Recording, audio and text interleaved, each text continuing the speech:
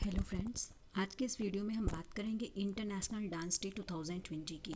तो सबसे पहले जानेंगे कि ये क्यों सेलिब्रेट किया जाता है।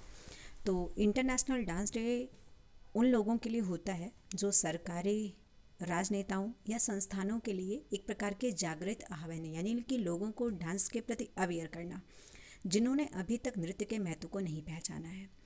इस दिन नृत्य के कई रूपों और इसके मूल्यों के बारे में शिक्षा का भी प्रसार किया जाता है। मूल रूप से ये दिन दुनिया भर में आयोजित विभिन्न कार्यक्रमों और त्योहारों के माध्यम से नृत्य में भागीदारी और शिक्षा को प्रोत्साहित करता है। नृत्य एक कला के रूप में दुनिया भर में जाना जाता है और इसके द्वारा संस्कृतियों में भी संचार होता है और लाखों लोगों के द्वारा इसका प्रतिदिन अभ्यास भी किया जाता है। नृत्य एक ऐसा माध्यम है जिसके द्वारा लोग अपनी फीलिंग्स को एक्सप्रेस करते हैं। कहा जाता है कि नृत्य के द्वारा दर्द कम किया जा सकता है। साथ ही साथ इसमें आप अपने शरीर और आत्मा को भी अलग करके अपने आप को एक अलग दुनिया में भी पहुंचा सकते हैं। तो नृत्य के ये कई सारे फायदे होते हैं। अब देखते हैं कि अंतर्राष्ट्रीय नृत्य दिवस का क्या इतिहास है। तो इस दिन नृत्य को विश्व स्तर पर मनाया जाता है। इसे अंतर्राष्ट्रीय रंगमंच संस्थान यानी कि इंटरनेशनल थिएटर इंस्टीट्यूट (ITI) की नृत्य समिति द्वारा बनाया गया था, जो यूनेस्को की प्रदर्शन कलाओं के लिए मुख्य भागीदार है। तारीख है 29 अप्रैल, जिस दिन अंतर्राष्ट्रीय नृत्य दिवस मनाया जाता है। कारण इसका ये है कि इस दिन प्रसिद्ध फ्रांसीसी नृत्य कलाकार जीन जॉर्जेस नोवरे का जन्मदिन हुआ था, जो 1727 में पैदा हुए थे और ये एक बैले मास्टर और नृत्य के एक महान सुधारक या रिफॉर्मर थे।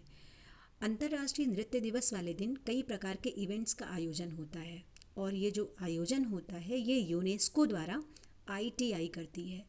साथ ही साथ 1982 में पहली बार अंतर्राष्ट्रीय नृत्य दिवस मनाया गया था। तब से लगातार अंतर्राष्ट्रीय नृत्य दिवस मनाते हुए हम लोग चले आ रहे हैं।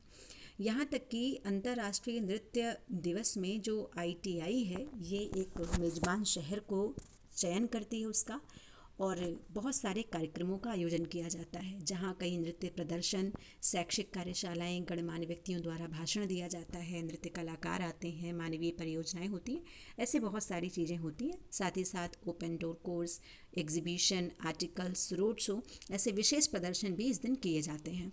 तो आइए देखते हैं कि नृत्य के विभिन्न आर्ट फॉर्म्स क्या क्या हैं। तो पहला है ओडिसी। नाम से आपको पता चल रहा होगा कि ओडिसी बिलोंग्स टू ओडिशा। ये एक विशुद्ध शास्त्रीय शैली है जो मंत्रमुग्ध करने वाली मुद्राओं में समृद्ध है। इस नृत्य में कथात्मक तत्व है और कहा जाता है कि इसकी जड़ें जो हैं वो उड़ीसा के मंदिरों में हैं। उड़ीसा के मंदिरों में जो मूर्तियाँ बनी हुई हैं, उन मूर्तियों से जिस प्रकार का डांस, जिस प्रकार का नृत्य प्रदर्शित होता है, उसे ओडिसी डांस फॉर्म के नाम से जाना जाता है। इसके अलावा भरतनाट्यम बेसिकली बिलोंग करता है तमिलनाडु से। तमिलनाडु में भरतनाट्यम डांस जो होता है ये बड़े स्तर पर किया जाता है और सबसे पुराने शास्त्रीय प्रदर्शन कला के रूप में ये एक है और इसकी उत्पत्ति तमिलनाडु में हुई थी। फिर आते हैं कुछ कंटेम्परेरी डांस फॉर्म जो आजकल की जो थीम स्टाइल के साथ जुड़ा हुआ है, कि किसी थीम पर बेस्ड जो डांस होता है उसे कंटेम्परेरी डांस फॉर्म के नाम से जानते हैं। इसके बाद में आता है neo classical dance form.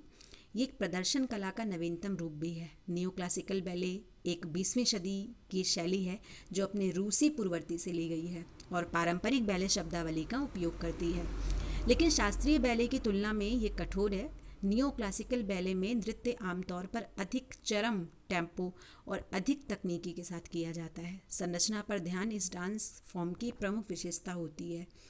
George बालांचिन neo classical नृत्य की एक नोटरी फिगर है, तो इनका नाम आप ध्यान रखेंगे कि ये प्रमुख नृत्यांगना है जिनका नाम है जॉर्ज बालांचिन। ये नियो क्लासिकल डांस की एक नोटरी फिगर है। फिर आता है तांडव। तो प्राचीन काल में इसे तांडव कहते थे, अब ये तांडव के नाम से जाना जाता है, जो भगवान शिव से संबंधित है।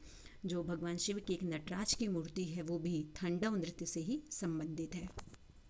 फिर आता है कुचिपुड़ी डांस फॉर्म। ये शास्त्रीय नृत्य का दूसरा रूप है और इसकी शुरुआत आंध्र प्रदेश से हुई थी।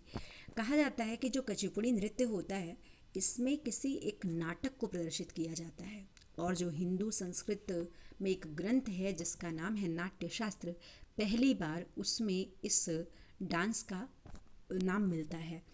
इसके अलावा कथक का शाब्दिक अर्थ होता है कथा, कहानी। तो माना जाता है कि इस डांस के द्वारा कोई एक कहानी कही जाती है और इसका चलन उत्तर भारत में प्रमुख रूप से अपने उत्तर प्रदेश में किया जाता है। बाद में इसके कई सारी मुद्राएं भी इसमें जोड़ दी गई थी। इसके अलावा चौ डांस फॉर्म होता है, semi classical stage dance form है और ये भी उपमहाद्वीप के जो पूर्वी भाग हैं वहाँ पर किया जाता है। कथकली ये भी एक स्टेज आर्ट होती है और ये भारतीय उपमहाद्वीप के दक्कन भाग से उत्पन्न हुआ है और प्रमुख रूप से नृत्य होता है केरला का।